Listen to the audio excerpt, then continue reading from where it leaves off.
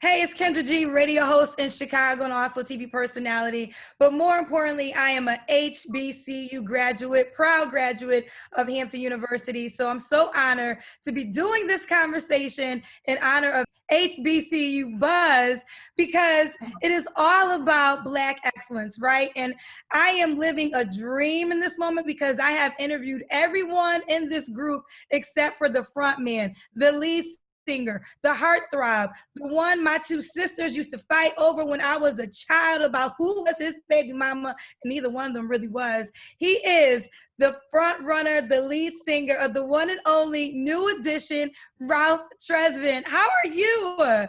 I'm good. What's up, Kendra G? How you feeling, love? Listen, I am so excited to be having a conversation with you. And I think that, I speak for plenty of fans throughout the country. Something about Ralph Tresvant and being able to talk to directly because women have been in love with you for decades, decades, literally. Am I not old? You can see the gray. Yeah, it's been decades now. Yeah, you're right. I should have mentioned that. I should have also mentioned that you're my Taurus brother because your birthday is May 16th. I'm a proud Taurus girl. But let's Right. get into it because, there's a new series on the UMC.TV streaming network and it's called A Closer Look. And there's a show in the series, there's an episode dedicated to you. And I got a chance to watch it. And it's so interesting because for you to be the lead singer in New Edition, there was things about you that I did not know. And it's like, how are you able to maintain such privacy for so many years? I think I'm just, one of those guys that stay behind the scene a lot. I'm not at a lot of the parties. I'm not at the Beverly Hills red carpets in everybody's house all the time. I'm not rubbing elbows with all the different celebrities at different functions. I'm just a laid back cat. I grew up that way. So I think because I'm not searching for the cameras. A lot of celebrities search for the cameras to get those moments where they could be seen and people want to put the microphone in front of them asking questions. I kind of strayed away from that kind of stuff naturally. It wasn't something I did on purpose. It's just not me. I'm one of those guys that's more behind the scenes and was raised that way to be kind of low key with it all. So overall, I think that that's the main reason why I've been able to stay a lot. Keep my personal life personal, and when it's time to be out there and shine, I get out there and do what I'm supposed to do when it's time. I love it. And one thing also, for you to be the lead singer, I feel like you're one of the most humble members in New Edition. And, one thing I learned with watching Closer Look, and again, everyone can watch it on the UMC.TV streaming network. You can use the HBCU 30 trial. You can watch it for free for 30 days. So use that as the code if you want to check it out yourself, which I strongly urge you to do. But you're so humble, Ralph. And when you watch this, you understand that you were the front runner and there was so much attention given to you early on in the New Edition group, but you made it your business to make sure all the love was spread throughout all the talent. And Mhm. I did not know it was you that coined the phrase Bobby, Ronnie, Ricky, and Mike. I didn't know Yeah. that you came up with that. Yeah. We're sitting around writing, was trying to write a rhyme to cool it down, and that's what came out. You know what I'm saying? It was one of those things that I knew when we do performances, I get a lot of screams. I get a lot of moments where this crowd was chanting, "Row, row." When we pause and we do our little pose or something, and then we get them row, row. I was like, okay, this is not going to be good for the long haul, because we started the group like it was supposed to be more of a Temptation vibe. Everybody played a major role, sat up front for a while, and then slid back and that kind of thing. So it was important to me that we got back on track to that eventually. The Candy Girl album kind of set up a mark. So when we went in the studio, that's what producers was looking for. They was trying to reproduce what they saw as the formula for New Edition and Candy Girl, which was me doing the lead and a lot of other guys coming and doing supporting roles. So it was important for me to eventually go back to what we saw the group as and get everybody, because I felt as though everybody had talent in their own rights. They had the ability to do records, sing leads, and do just be more upfront when it came to being a personality in the group. And so I thought that might help, letting everybody hear their names: Ronnie, Bobby, Ricky, and Mike. If I love the girl, who cares who you like? And it worked. It worked out very well. Would you say that what period of New Edition would you say was your favorite period? Because obviously, if you are a New Edition fan, there were highs and lows. There was moments when you guys were bickering with each other. But when you think of the best time, what memory comes to your mind? I think the first memories, when we were starting it out, we was getting out the projects, we starting to hear the record on the radio for the first time. Um, when we started doing our first tours, we were getting mobbed by the girls, they started chasing us around, stuff like that. Those early days when it was the first of everything. I think they stand out the most because it was before then, we was just regular cats running around the projects, doing our thing. And the next thing you know, we couldn't walk around like that. We had to get taken out of school. Um, Performing on Soul Train and stuff like that, it started taking off on that level. So the first doves, I think, so I would say the Candy Girl album, that era right there was probably my favorite, and everything else felt like you're trying to maintain it. You know what I'm saying? It was like a more work to try to make it happen and or continue it. Um, can continue the boat ride, you know what I'm saying? Because we didn't want it to stop. So we was trying to do all these moves. It felt more like more pressure after Candy Girl. But the Candy Girl was just fun.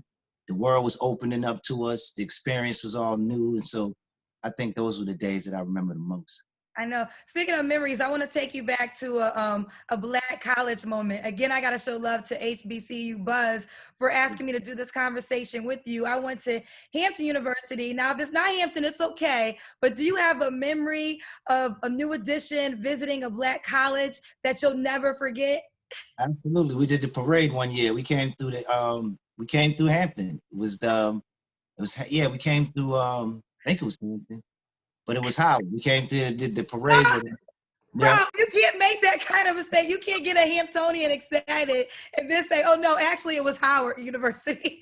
But it's okay. Off the top of my head, I'm trying to remember. I'm almost positive it was Hampton. It was in Virginia. We got out Okay. and we were sliding around the city on the floats, and we was following the whole thing around. So I remember that clearly with New Edition, but that was a while ago. So I'm trying, what I'm saying, these grades are showing up, baby girl. You know what I mean? But overall, that was a memory that I'll never forget. We was being mobbed and chased around there. The university was coming at us. So I felt popular. It was one of those things that, it was good to know that you was known on the campus like that. And the people was taking they knew about the group. We came through there, they invited us for the float. We jumped on the float, they followed the float around. I remember they had to hide us in a couple of the rooms before we actually got a chance to go out there, and we was moving around the campus. Um, I forgot if it was an auditorium or whatever we was hiding in. And then we had to get to the floats. And trying to get to the floats, we almost got mobbed. It was crazy. But it was one of Yeah. those things that I'll never forget. Yep. Oh yes, Black colleges to this day love New Edition, so I could believe it to be true.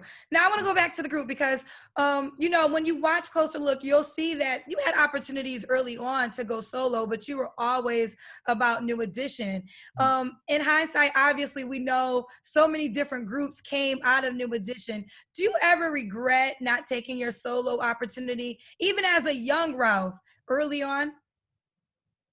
I don't really regret it. The solo thing was one thing. Being in the music industry, I think I was being fulfilled with my role in New Edition as far as doing records and performing and that kind of thing. So I wasn't really pressed to go solo. I just wanted to expand. I did wish when I look back, I wish I had expanded more on different opportunities I love science. I love inventing.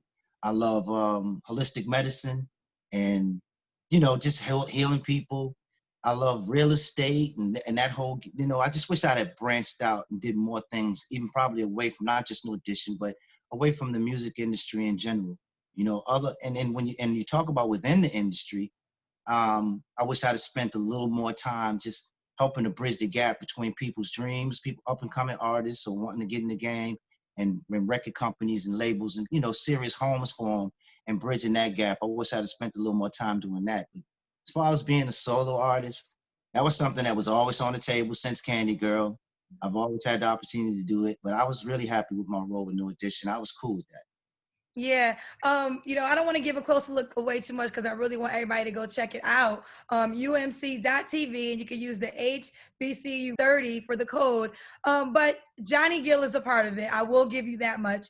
And you guys have this brotherhood that is extremely close, and which is interesting because we also know, and if you're a New Edition fan, you know this, Johnny Gill at first was brought into the group to almost kind of replace you. So how did you guys, end up having this really close relationship to this day?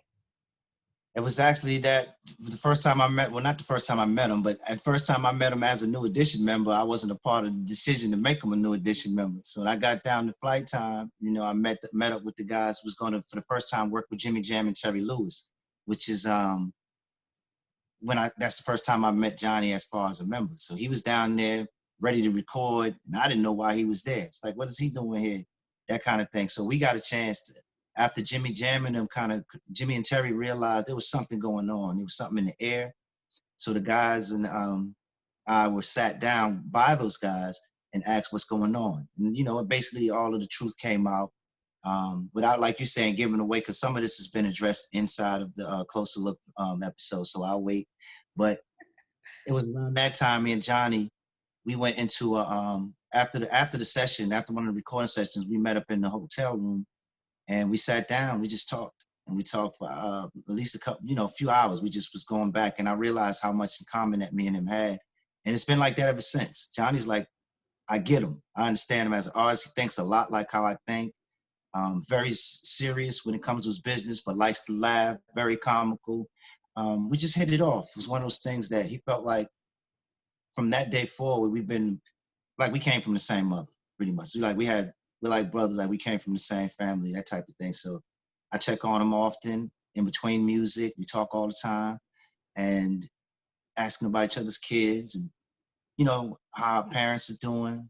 We're concerned with each other. So it's like, it's that type of brotherhood that we have. But I love Johnny. That's my family right there. I love that. I love it. I've had an opportunity to interview Johnny Gill several times throughout my career, and he's such a joy. His spirit is unmatched.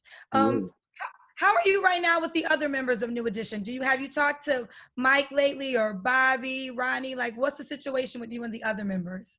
I mean, we cool. It's pretty much how it's always been, in between work, in between doing New Edition, everybody goes into their own worlds. And, because we spent so much time together as kids and growing up. It's like as we got older, we got into our own personal lives in this way. We're not on the phone all the time, but whenever we do get on the phone, it's like we never like it's just like we was together yesterday. It all comes right back, and we're in the same place.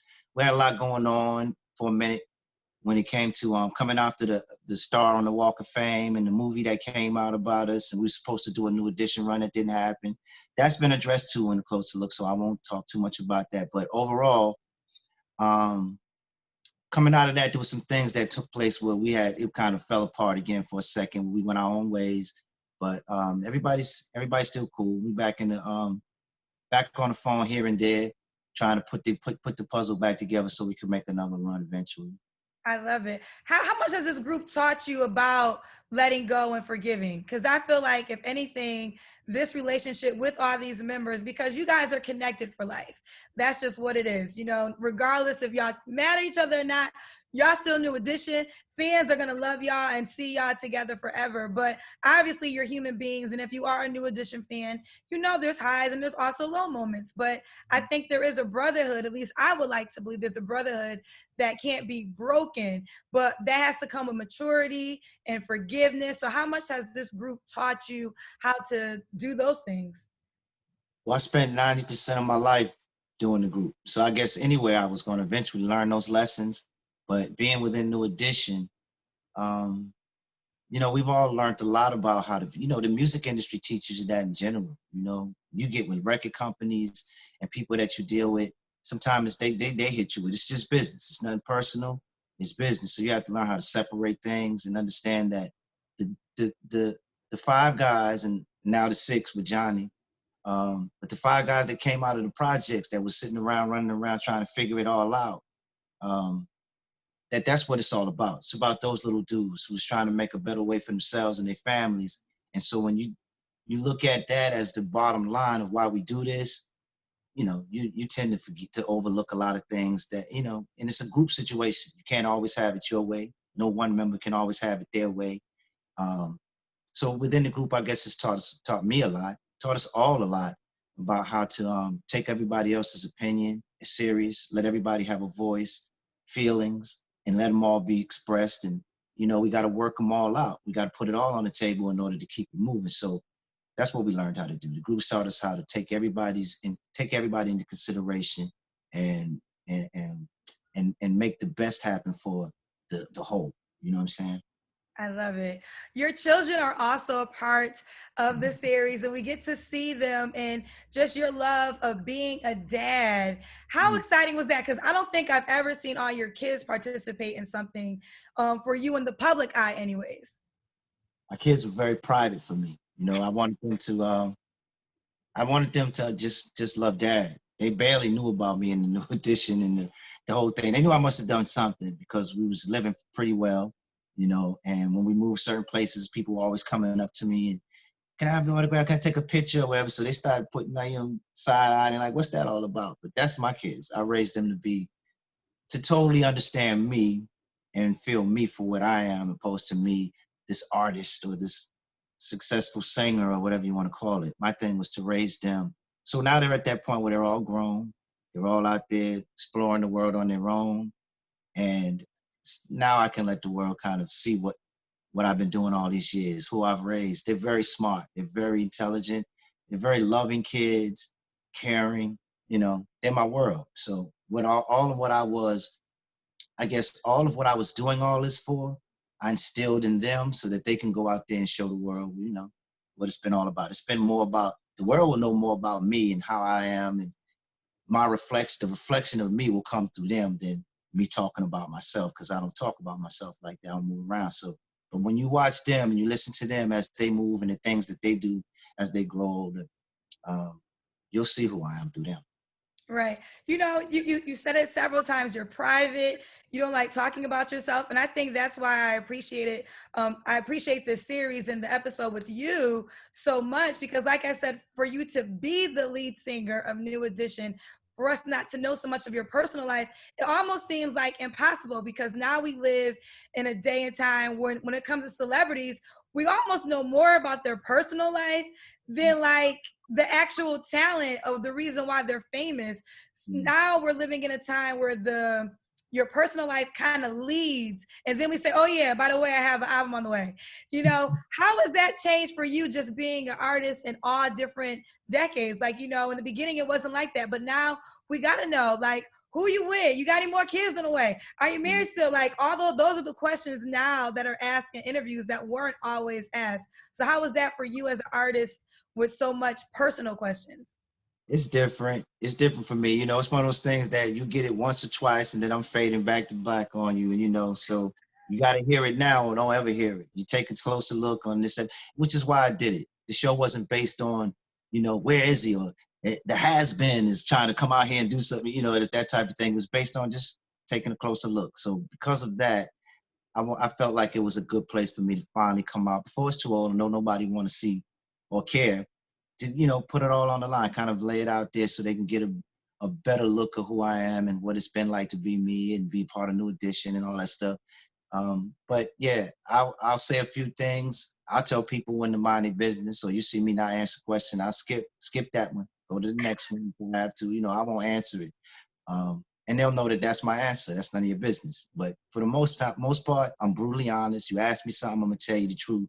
And that's another reason why I don't have microphones in my face all the time. I might say the wrong thing at the wrong time and kill everybody's career doing this shit. You know what I'm saying? So my thing is, I speak when I need to speak. I appreciate where it is. I respect where it is. Everything changes. The game ain't the same from the Nat King Cole, James Brown days or the Shy Light days and Blue Magic and it's not the same during from when New Edition entered the scene either. So I don't expect it to stay the same. I'll roll with the punches and use it for where it works for me, and where it doesn't, I keep it moving. But I respect everybody's lane and where they're taking it. It's cool. Yeah, I always wonder because New Edition was so popular, and we just always imagine millions and millions of dollars coming to this group. Did you have a pressure to take care of your whole entire family financially? I would assume obviously your children and then whoever you're married to, but did you feel like the pressure to take care of your sister or your brother or uncles and aunts? How did you deal with that? To be honest with you, it was never any pressure. I grew up like that. We grew up taking care of each other. And the ones who was immediately around me that showed love to me, that fed me, that helped raise me, there was no pressure if they needed something and I had it, you know, because I knew that if they was in my shoes and, you know, if everything was vice versa, they would do it for me. So it was never a pressure. And my family rarely asked me for anything, be honest with you. My sister, my brother, not even my kids, you know, they don't really ask me for anything. They've never come to me, you know, where it's this stressful thing to always have to take care of them. And I remember a while ago, my grandmother came. I was going through her city. Um, my mother's mother, Justine Tresvant, she was telling me, she sat me down one day, said, "Baby, you can't take care of everybody, you know." And I was like, "But Grandma, I got to try. You know, if I can, I could do this, you know." So she understood that that's my heart. Is, you know, if my sister needs something, I'll find out whether she tells me or somebody else. I'll find out that one of the other family members is going through something, and I'll take care of it. It's no pressure though. That's what you do when you love people, and then you know they love you. No pressure at all. Yeah. One little thing, it's not a big thing I'll give away, but you talk about in a closer look that if you financially was in a position, you would have let it all go to be a father to your kids. That's how Yeah. much you enjoyed being a father. Was that difficult for you when you had to go on tour with the boys and then balancing being a dad and a husband at certain times throughout that? Was that really hard? It's very hard. It's very hard. You know, to this day, it's still hard for me to leave home and run around the road for 4 or 5 months or whatever it is. You know, I'm a homebody. I just like doing regular things, you know. So when it pulls me away from being able to do those regular things, whether it's with my family or fishing with my cousins or, you know, visiting people that I love, just being a part of their lives, a lot of that was taken away early where I didn't have that type of relationship. So whenever I could stick it in, you know, that's what it felt like I'm sticking that in, opposed to that's my life, that's my main life, and this is how I help, you know, like my job that helps me support and do that. But it's not a job. No addition, and being Ralph Tresvant, the solo artist, is not a job. It's a career. This is what I chose as a lane, and what God gave me as a lane to go and take care of all my responsibilities and be able to, you know, just live life. So I just wish there was more time to just be the regular person that I grew up as, you know. Yeah. But you didn't grow up regular.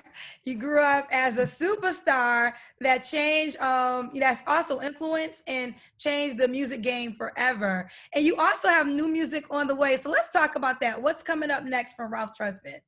Well, I got the single out there, All Mine, featuring Johnny, my big bro Johnny, and it's doing extremely well. Thank you to all the riders and all the Riz riders and the family out there that's been pushing it.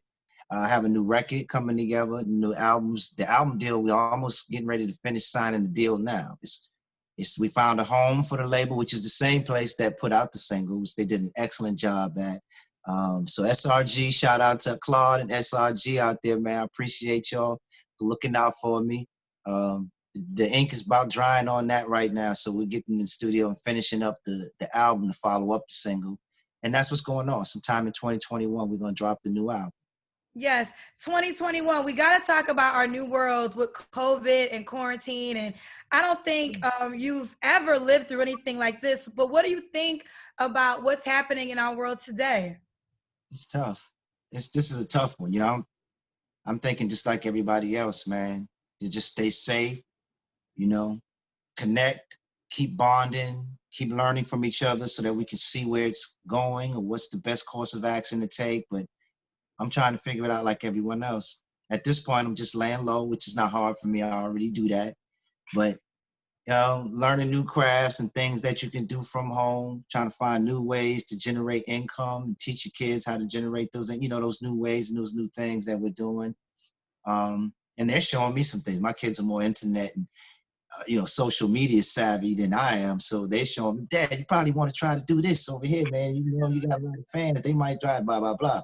So just coping, man. Just coping the best way we can right now. And again, just stay connected. Stay connected with people who are doing the research, who are finding out what, you know, the better ways to keep your health up, keep your immune up, keep the viruses low, keep things going on in your body where, you know, you can fight it off if you do encounter it, you know. Those kind of things is where I'm at with it right now. But overall, it's still a search and a wait game to see what's going to happen tomorrow. Because I'm ready to get back out there and perform. I want to get on that stage.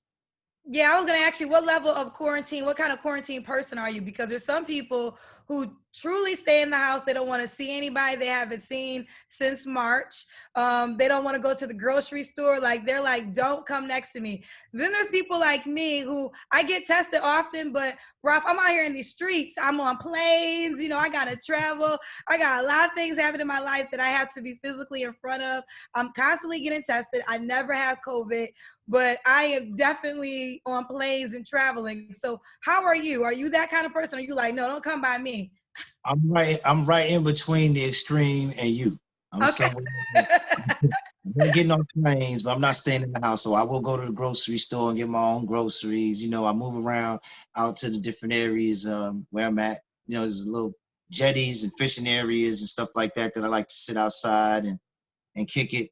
So I'm doing things like that, but I'm not just locked in the house to the point where I'm just not encountering anybody.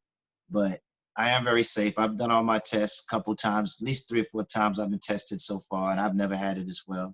Um, but shows, performing, getting on planes, traveling city to city, I'm still not there yet with it. I'm kind of still leery about, yeah, the hotels, lobbies, and all that right now. Who I might bump into, I don't know. I'm still a little leery about that. But so I'm somewhere in between the extremists and where you at with it.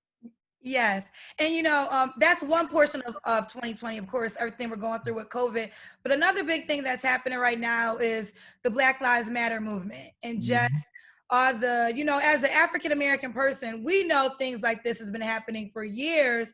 But Mhm. it just seems like in 2020, finally, we're starting to get people who wasn't paying us attention, finally to pay us attention. And I feel like there's always a lot of pressure on music talent to speak on certain issues or to even speak on it within music. But I think when you came up in New Edition, that wasn't always a requirement. Like the really music was the escape from the world that we were dealing with. We went to music to forget about all the injustices that are happening in front of us. But now it's like the artists kind of are like walking the same line because everybody wants to hear. How is that different for you? Do you feel like it's important for artists to speak up on these issues, or do you feel the latter, that artists should bring the joy and almost try to forget what's happening sometimes, forget people, get the fans forget what's happening sometimes? I think a good artist would do both. You know what I mean? But I don't think it's a requirement. I don't think it should be. If that's not something you feel, don't front it.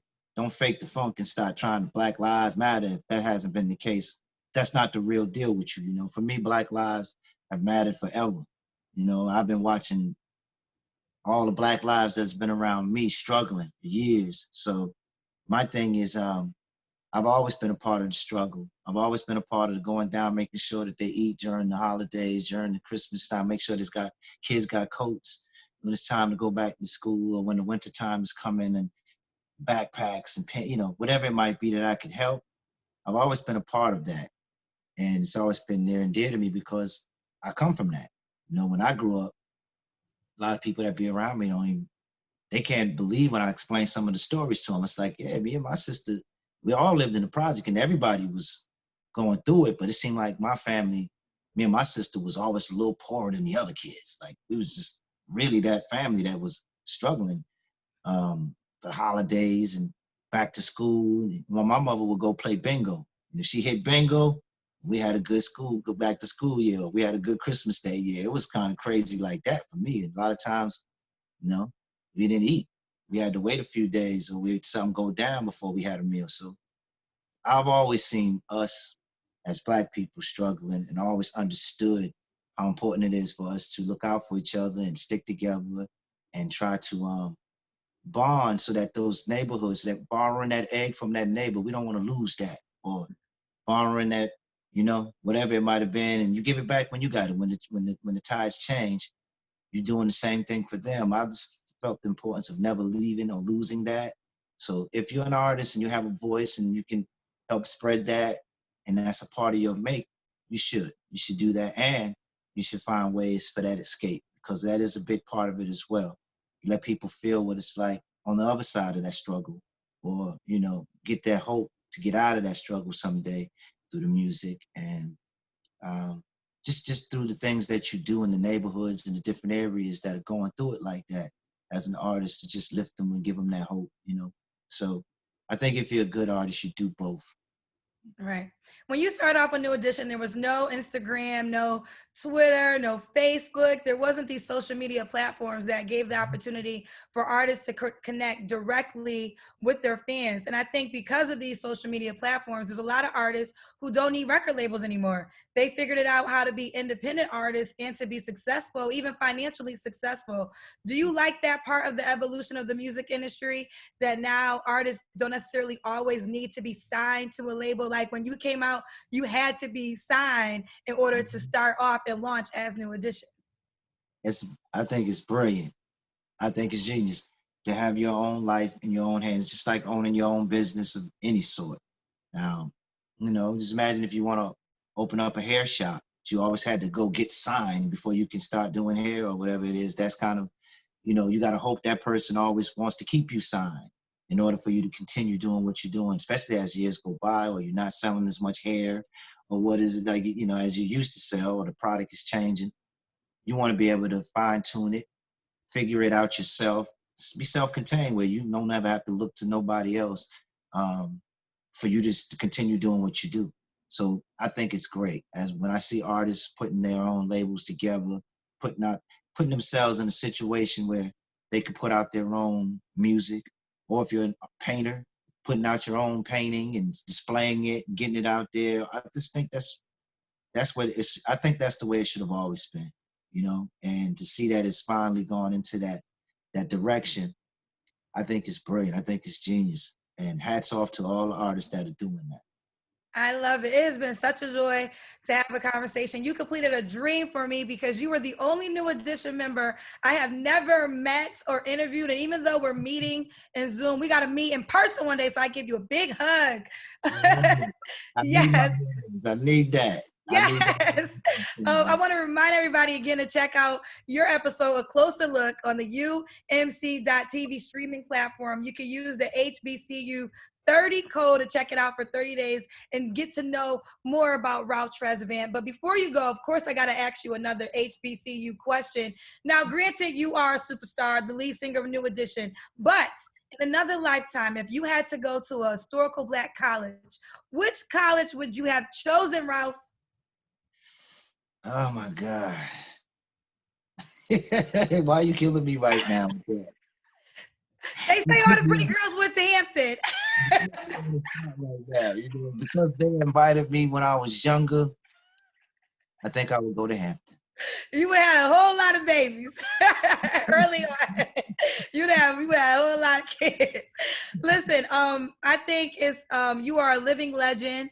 I love that you're getting your flowers while you're still here alive to receive them. And just keep going. Keep going to the end of time. I wanted to say thank you on behalf of all people, especially the Black community, for bringing so much joy into our hearts and homes. You created songs. You're a part of songs that will go down in history, that have made bad days brighter. And we are just grateful that you guys have inspired the world with your talent, and you never let it go. So keep going, Ralph Tresvant. You are loved and you are celebrated. Bless your heart, Kendra G. I love you for that, and thank you. Now you keep doing what you're doing too. You 20 years plus in it, and no signs of slowing down. So you keep doing your thing too, love. Thank you. I appreciate that. Thank you.